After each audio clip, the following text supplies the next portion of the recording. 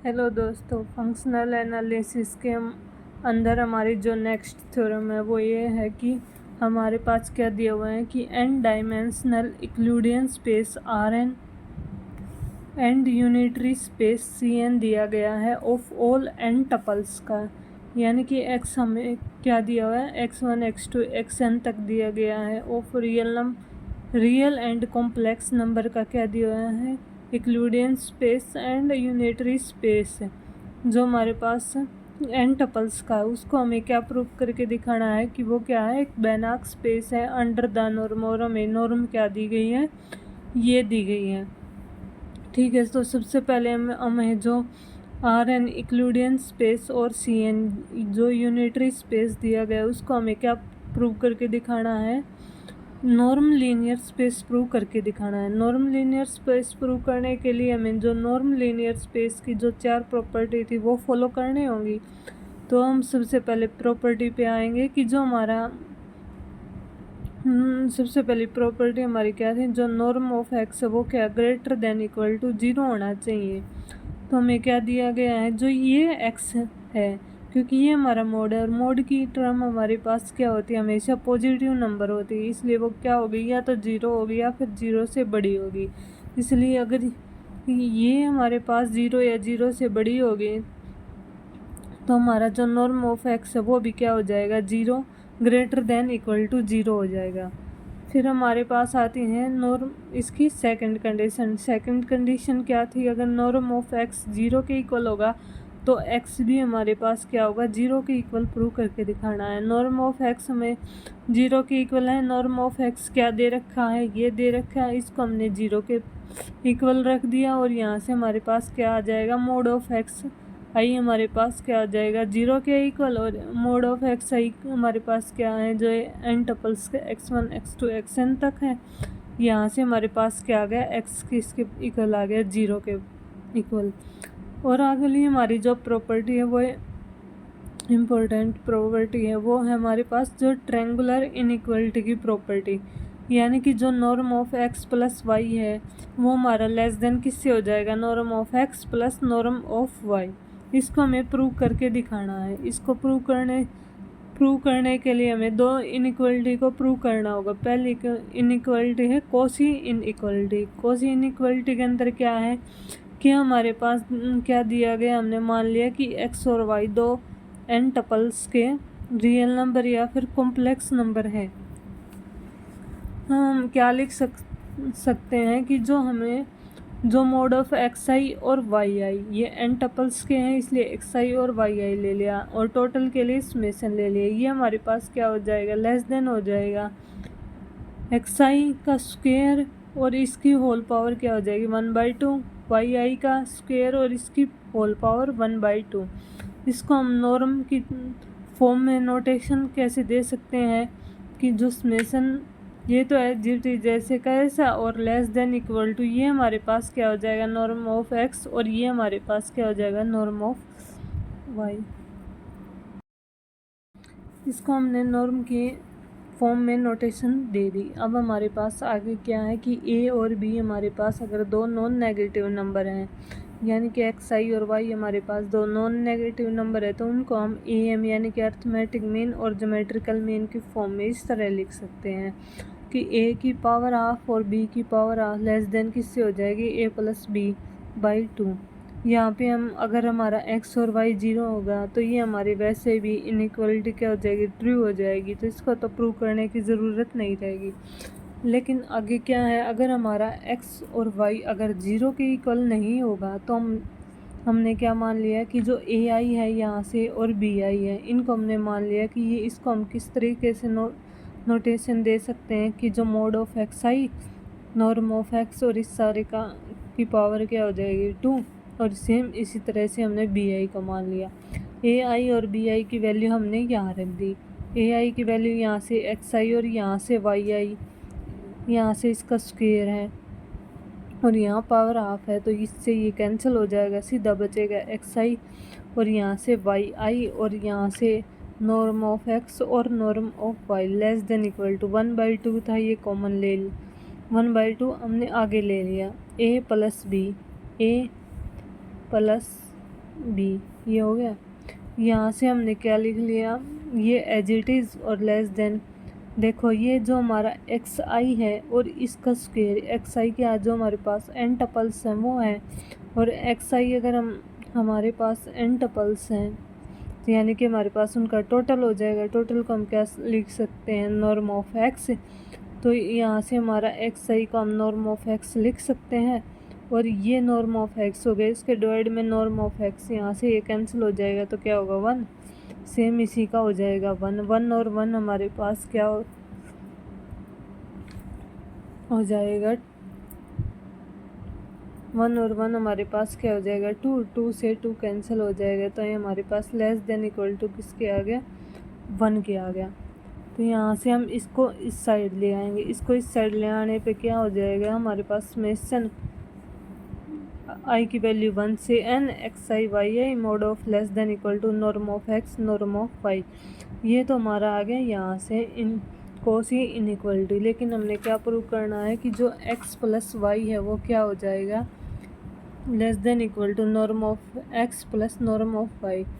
इसको हम आगे प्रूव करेंगे कि मिन कोस की इनइक्वलिटी से। कोसी इनइक्वलिटी की मिन कोस की इनइक्वलिटी में ज़रूरत रहेगी, इसलिए हमने इसको पहले प्रूव करके दिखाया। तो मिन कोस की इनइक्वलिटी में हमारा क्या है कि मैंने मान लिया लेट एक्स और वाई दो एन टपल्स हैं रियल नंबर के और या फिर कॉम्प्लेक्स नंबर के। फिर हम क्या लिख सकते हैं, मिन कोस की इनइक्वलिटी के अंदर हमने क्या है कि एक्स आई प्लस वाई आई इन दोनों का जोड़ और इसका स्क्वायर और इसकी पावर 1/2, ये हमारे लेस देन इक्वल टू किसके इक्वल आ जाएगी, mod of x i plus mod of y i. इसको हम नॉर्म की फॉर्म में ऐसे नोटेशन दे सकते हैं कि norm of x plus Y less than norm of x plus norm of Y. आगे हम इसमें क्या करेंगे, जो हमारी कोसी इनइक्वलिटी है उसको यूज़ कर लेंगे। कोसी इनइक्वलिटी को यूज़ करने पे मेरे पास क्या होगा, इसका स्क्वायर है तो एक्स प्लस वाई का स्क्वायर हो जाएगा समेशन आई, यहाँ से एक्स आई प्लस वाई आई का स्क्वायर है। इनको हम अलग अलग लिख सकते हैं, x i plus y i और ये x i plus y i. Cauchy inequality से हमारे पास क्या हो जाएगा कि x i plus y i तो एज इट इज़ और लेस देन इक्वल टू का कोसी इनइक्वलिटी से, और इसको norm of mod of x i plus mod of y i आ जाएगा। यहाँ से एक्स आई को इसके साथ मल्टीप्लाई कर लेंगे और वाई आई को इसके साथ है। अलग अलग से हमने क्या कर लिया, मल्टीप्लाई कर लिया कि एक्स आई को तो इसके साथ और वाई आई को इसके साथ मल्टीप्लाई कर लिया। और यहाँ से हम कोसी इनइक्वलिटी के अंदर क्या होता है कि अगर हमारे पास ये दिया हुआ है एक्स आई प्लस वाई आई का मोड इनटू एक्स आई का मोड, तो ये कोसी इनइक्वलिटी से ये हो जाएगा norm of x plus Y और नॉर्म ऑफ एक्स। सेम इसी तरीके से कोसी इनइक्वलिटी से ये भी हमारा हो जाएगा norm of x plus y norm of y. इन दोनों में x norm of x plus y common है तो ये हमने कॉमन ले लिया, यहाँ से नॉर्म ऑफ एक्स यहाँ से नॉर्म ऑफ वाई रहता है। तो अगर हमारे पास ये जीरो हो जाएगा तो ये ज़ीरो हो जाएगा तो इनइक्वलिटी हमारे पास ट्रू हो जाएगी। लेकिन हमने ये मान लिया कि जो ये है ये हमारे पास क्या है, ज़ीरो नहीं है। तो हमारे पास ये जो था ना, ये यानी कि एक्स प्लस वाई नॉर्म का स्क्वायर, तो हम दोनों तरफ क्या करेंगे, जो एक्स प्लस वाई का नॉर्म है इससे डिवाइड कर देंगे। इससे ये कैंसिल, इससे ये कैंसिल, क्या रह जाएगा, एक्स प्लस वाई का norm less than equal to norm of x plus norm of Y, ये हो जाएगी। ये हमारी जो थर्ड प्रॉपर्टी थी वो प्रूव हो गई। अगली हमारी प्रॉपर्टी है कि जो नॉर्म ऑफ अल्फ़ा एक्स है वो क्या हो जाएगा कि जो मोड ऑफ अल्फ़ा तो बाहर आ जाएगा मोड में और एक्स अंदर रह जाएगा नॉर्म की फॉर्म में। इसको हम किस तरीके से लिख सकते हैं, जो ये हमारी इस फॉर्म में नोटेशन दे रखी थी ना, इस फॉर्म में, इसी की फॉर्म में इसको लिख सकते हैं। यहाँ से हमने अल्फ़ा स्क्वायर 1/2 था तो अल्फ़ा बाहर आ गया, अल्फ़ा का मोड हो गया और ये हमारे पास अंदर रह गया। ये हमारे किसकी नोटेशन है, नॉर्म ऑफ एक्स। तो ये हमारी क्या होगी, जो चार नॉर्म लीनियर स्पेस की जो चारों प्रॉपर्टी थी वो हमारे क्या होगी, सेटिस्फाई होगी। सेटिस्फाई होगी तो जो आर एन है और सी एन वो हमारे पास क्या आ गया, एक नॉर्म लीनियर स्पेस है। हम जो नॉर्म लीनियर स्पेस है इसको हमने क्या प्रूव करना था, बेनाक प्रूव करना था। बेनाक प्रूव करने के लिए हमें इसको क्या प्रूव करना पड़ेगा, कंप्लीट प्रूव करके दिखाना होगा। कंप्लीट के लिए हमने क्या है कि हमें बेनाक के लिए हमें क्या चाहिए कि इसको नॉर्म लीनियर स्पेस है प्लस उसको कंप्लीट है प्रूव करके दिखाना है। नॉर्म लीनियर स्पेस तो हमने प्रूव कर दिया, अब इसको हम प्रूव करेंगे कि ये हमारे पास क्या है, कंप्लीट। और अगर ये दोनों कंडीशन हो जाएगी तो वो हमारे हो जाएगा बेनाक स्पेस। ठीक है, कंप्लीट प्रूव करने के लिए हम क्या करते हैं, एक कोसी सीक्वेंस लेते हैं। अब इस कोसी सीक्वेंस को कन्वर्ज करके दिखाएंगे। पहले ये दिखाएंगे कि ये कोसी सीक्वेंस है आर एन के अंदर, फिर इसको कोसी सीक्वेंस को आर एन के अंदर ही किसी एक एलिमेंट पर क्या कन्वर्ज करके दिखाना होगा। तो सबसे पहले हमने ले लिया कि एक्स एम एन क्यों ले लिया है, क्योंकि सी एन और आर एन एन हमारे पास यहाँ दे रखा है। इसको अलग करने के लिए हमने एक्स एम ले लिया।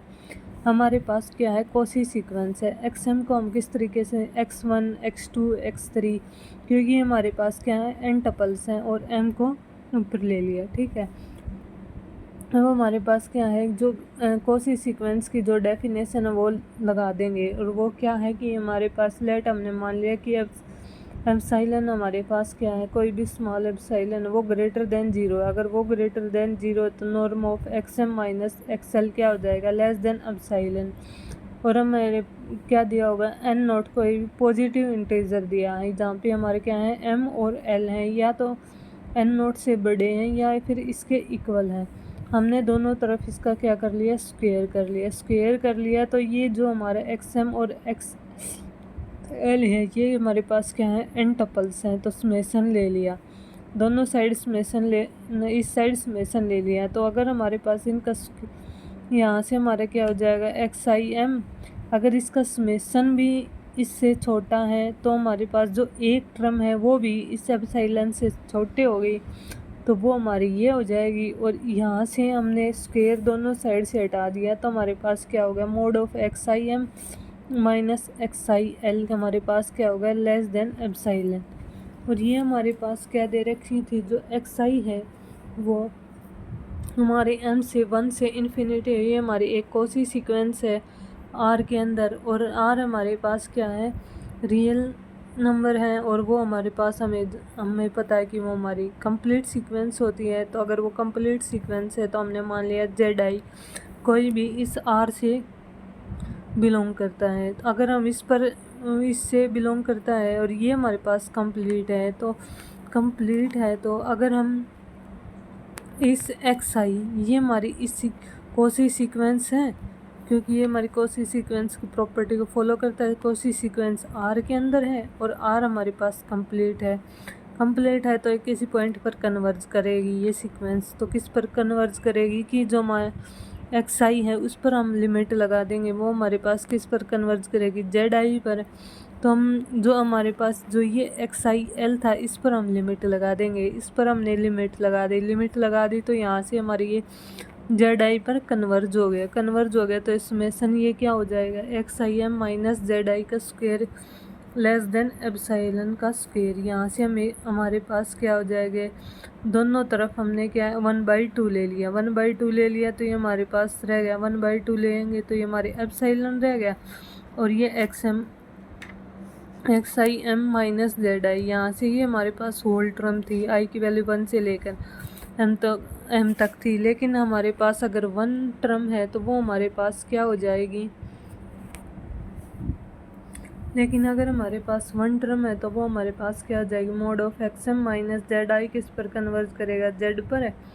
जेड आई हमारे पास रह जाएगा जेड, ये हमारे किससे छोटा होगा, लेस देन एप्सिलॉन। ये हमारे यहाँ से हमारी कोसी सीक्वेंस की जो प्रॉपर्टी थी उससे क्या मिलता है कि जो हमारा एक्स एम है वो किस पर कन्वर्ज कर रहा है, जेड पर। और ये हमारा लेस देन किससे, एप्सिलॉन से। और एम क्या है, ग्रेटर देन किसी पॉजिटिव नंबर एन नोट से। अगर एक्स एम किसी पॉइंट जेड पर कन्वर्ज कर रहा है और वो भी रियल नंबर के सेट से बिलोंग कर रहा है। तो हमें ये क्या मिल गया, जो आर एन है हमारे पास क्या हो गया, कंप्लीट हो गया, कंप्लीट हो गया। तो ये हमारी क्या होगी, एक बेनाक स्पेस हो गया।